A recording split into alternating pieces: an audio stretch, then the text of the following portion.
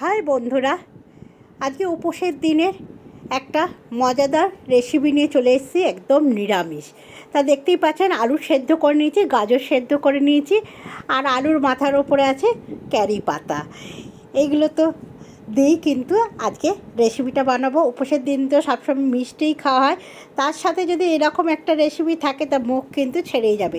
নিচে কড়াইশুঁটি, নিচে টমেটো, নিচে টক দই, নিচে মিষ্টি দেখছি। আর কড়াইশুঁটিটা আমি ভিজিয়ে রেখেছিলাম, শুকনো কড়াইশুঁটি। আর নিচে আদা, জিরে, শুকনো লঙ্কা, কাঁচা লঙ্কা মশলার মধ্যে দিয়েই কিন্তু আমি রেসিপিটা করব।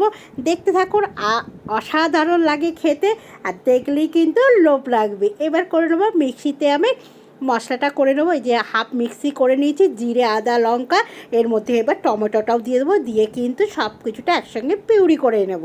নিয়ে এই দেখুন মশলা করা হয়ে গেছে, এখানে তেল কিন্তু হয়ে গেছে। আর দিয়ে দিলাম ক্যারি পাতা। ক্যারি পাতার গন্ধটা কিন্তু দারুণ লাগবে এই রেসিপিটার সঙ্গে, অসাধারণ লাগে। এবার দিয়ে দেবো মশলা, জিরে, আদা, শুকনো লঙ্কা, কাঁচা লঙ্কা আর টমেটো পিউরি।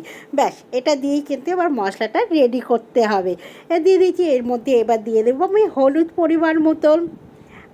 দেখতেই পাচ্ছেন যতটা আমার প্রয়োজন লাগবে হলুদ দিয়ে দিলাম। আর দেবো লবণ, স্বাদ মতন লবণ দিয়ে দিলাম।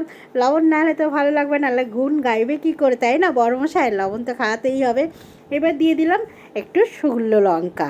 একদম ঝাল ঝাল কষা কষা এটা রান্না হবে।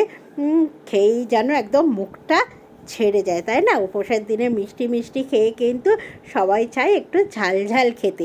দিয়ে দিলাম ভেজানো কড়াইশুঁটিটাও দিয়ে দিলাম, দিয়ে কিন্তু এবার দিয়ে দিলাম চিনির দানা। নিরামিষ যেহেতু একটু চিনির দানা দিলে কিন্তু তরকারিটা মিষ্টি হয় না বন্ধুরা, খেতে কিন্তু দারুণ একটা স্বাদ লাগে। দেখুন এখনই মশলার মধ্যে কালার ঢুকে গেছে, কি দারুণ। এবার দিয়ে দিলাম গ্যাসটা আস্তে করে, দিয়ে দিলাম একটু টক দই ফেটানো, দিয়ে এবার কিন্তু গ্যাসটা আস্তে করে টক দইটা দিতে হবে বন্ধুরা, নালে কিন্তু ফেটে যাবে। এবার দিয়ে কিন্তু সুন্দরভাবে আমি নেড়ে নেবো। গ্যাস কিন্তু আমার কমানোই আছে, নেড়ে ছেড়ে একদম এবার গ্যাস আমি বাড়িয়ে দিয়েছি। এই দেখুন মশলাটা শুধু দেখুন বন্ধুরা, দেখতে পাচ্ছেন পুরো তেল ছেড়ে গেছে একদম। মশলা দেখেই তো জিভ থেকে জল বেরিয়ে যাচ্ছে, তা খাবোটা কি। এবার দিয়ে দিলাম একদম সুন্দরভাবে, কিন্তু মশলা আমার একদম কষানো হয়ে গেছে, বেশ মশলা গন্ধটাও চলে গেছে। আর ক্যারি পাতা যে ফোড়নটা দিয়েছি, সেই ফোড়নটা কিন্তু মশলাটা দিয়ে বেরোচ্ছে। আমি কাছে আছি তাই কিন্তু আমি উপভোগ করছি ক্যারি পাতার গন্ধটা। এবার কিন্তু বন্ধুরা আমি এখানে ফুল কষানো হয়ে গেছে, এবার দিয়ে দেবো গাজর আর আলু সেদ্ধ করা। এটা কিন্তু আমি ভাজবো না, এমনিই কিন্তু করব। এতেই দেখবেন যে কত সুন্দর হবে জিনিসটা শুধু। এবার সুন্দরভাবে একদম নাড়াচাড়া নাড়াচাড়া করে নেবো মশলার সঙ্গে।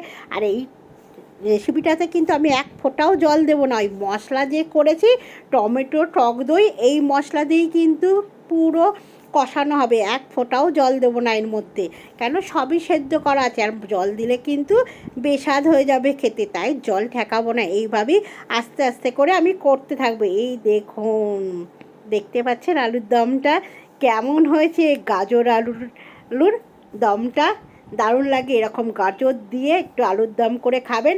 লুচির সঙ্গে ভালো লাগবে, পরোটার সঙ্গে ভালো লাগবে, রুটির সঙ্গে ভালো লাগবে, আপনি যার সঙ্গেই খাবেন সেটাতেই কিন্তু দারুণ দারুণ লাগবে।